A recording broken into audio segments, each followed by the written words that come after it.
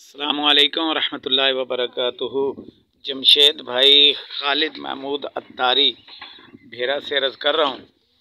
ये मेरी New Zealand white की फ़ीमेल ने एक बच्चा दिया था और हमने इसका नाम सोनू रखा हुआ है।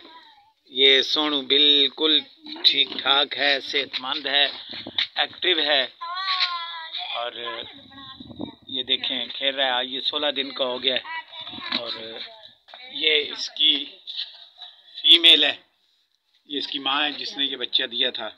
ठीक है, और ये मैंने आपसे न्यूजीलैंड वाइट के बच्चों का जोड़ा लिया था।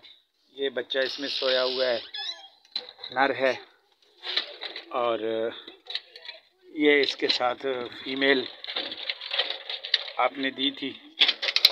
ये फीमेल है, बिल्कुल सेहतमंद है, ठीक है, एक्टिव हालत में है, माशाल्लाह बहुत अच्छा काम जा रहा है। और ये मेरा छोटा सा फार्म है,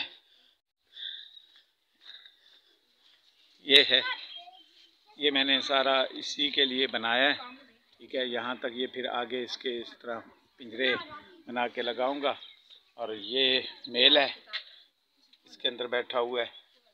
अल्हम्दुलिल्लाह बहुत अच्छा काम जा रहा है।